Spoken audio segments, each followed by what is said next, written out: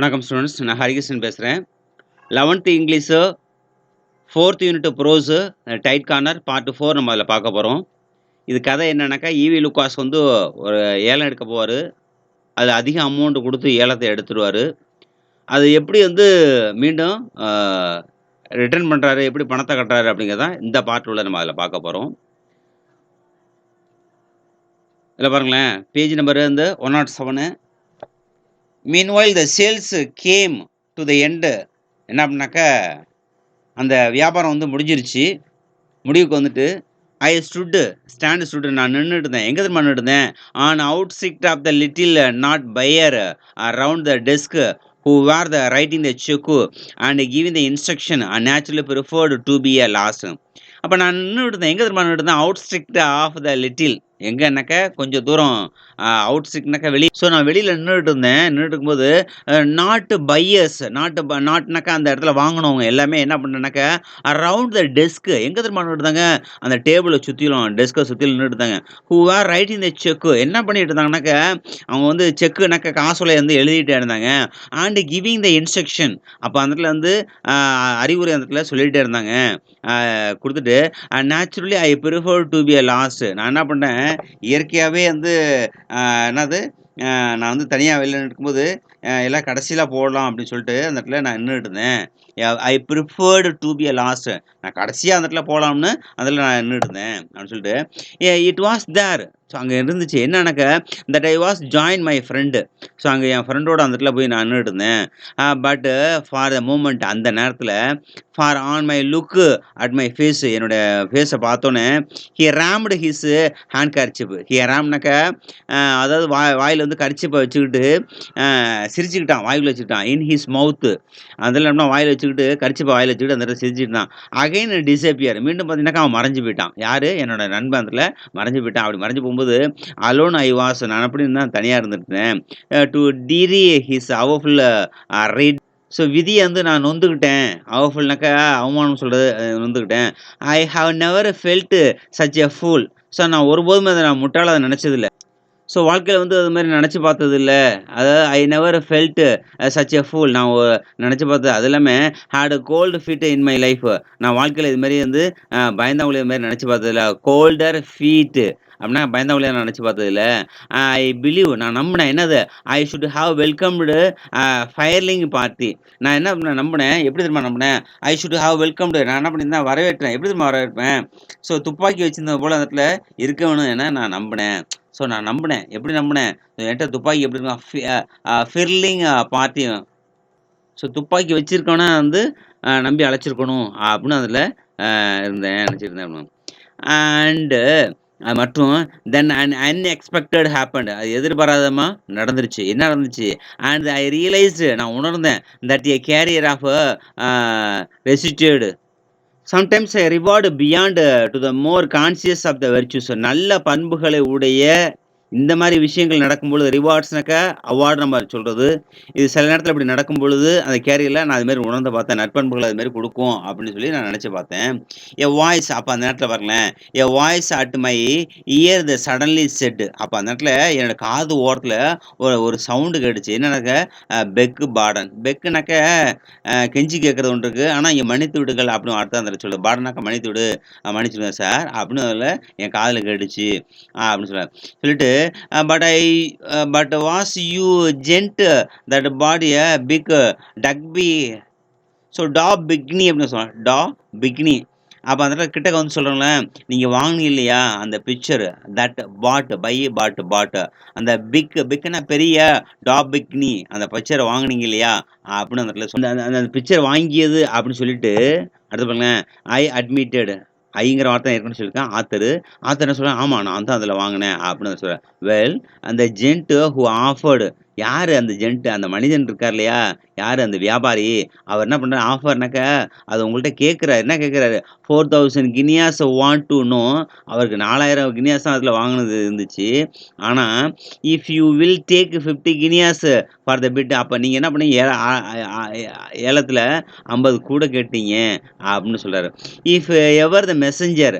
அப்ப என்ன பண்றான் அந்த மெசஞ்சர்னாக்கா, அந்த தகவல் சொல்றவன், அந்த இடத்துல இடையில வாங்கி குடுக்குறவன், அவன் high goods over the green baize apron the he spoke ஹக்ஸி khaki tons he was this was so இந்த இடத்துல பாருங்களேன், காட்ஸ் அவன் வந்து அந்த மெசேஞ்சர் தகவல் சொல்றவன் எப்படி இருக்கான்னா, கிரீன் பேஸ் அப்ரான்னு சொல்லுவான். அப்ரான்னு சொன்னாக்க, அதாவது பசுமை நிறத்தில, பச்சை நிறத்தில வந்து ஒரு கம்பளி போல அந்த இடத்துல ட்ரெஸ்ஸ போட்டுட்டு, ஸ்போக் ஹக்ஸி ஸ்போக்னாக்கா பேசுறான். எப்படி தெரியுமா பேசுறான்?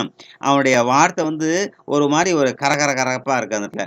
ஒரு கரகரப்பா அந்த இடத்துல அதில பேசுறான். பேசிட்டு, டன் வாஸ் ஹி வாஸ் அவன எப்படி அதெல்லாம் கட்டிப்பிடிக்கிற மாரி இருந்துச்சு அப்படின்னு சொன்னான். So I could எம்ப்ராஸ்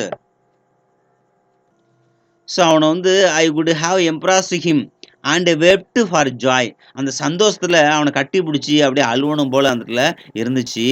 would I take 50 guineas அதாவது 50 கினியாஸ்னாக்கா 50 கூட 50 கினியாஸ் எடுத்துக்கவா அப்படின்னு அதில கேட்குறான். So why would I have take 50 guineas ஃபேதரிங் ஸோ பார்த்திங் சொன்னாக்கா பைசான்னு சொல்லுது. ஏன் அந்த வந்து 50 கினியாஸ் கூட நான் அதில எடுத்துக்கணுமா அப்படின்னு அதில கேட்குறான். கேட்டுட்டு but now near the surface கிட்டக்க வந்தோடனே அந்த சர்ஃபேஸ்னாக்கா மேலோட்டம் சொல்லுது.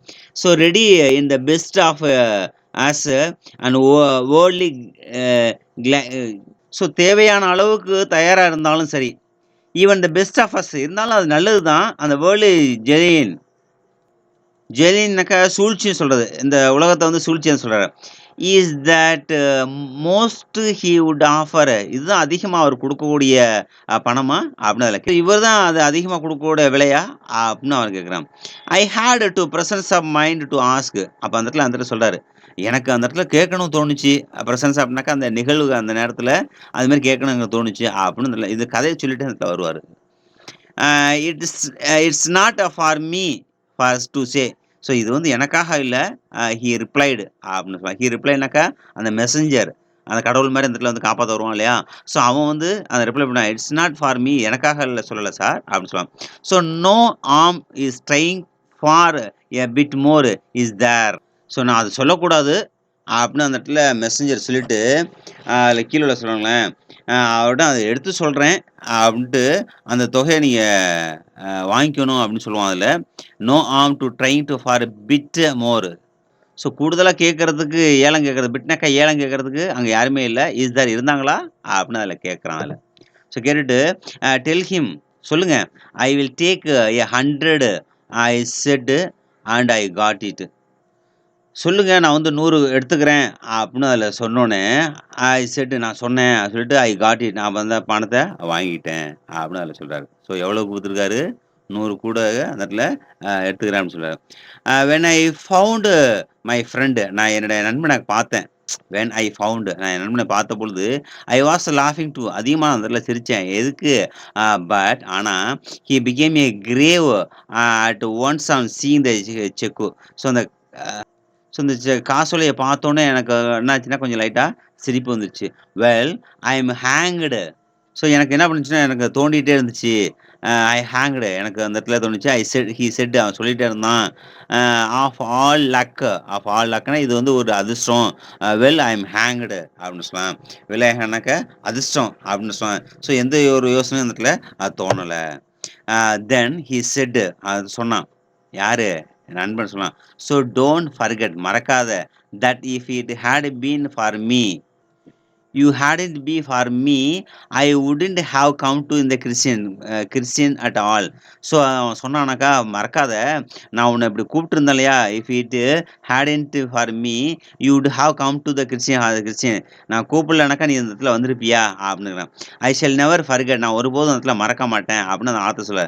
ஐ செட் நான் சொன்னேன். It is indelibly branded in the letter of the fire in my heart on my heart. So மறக்க முடியாத எழுத்துக்கள் அப்படின்னு சொல்லுவாங்க. ஐ நெவர் ஃபர்கட் மறக்க மாட்டேன்.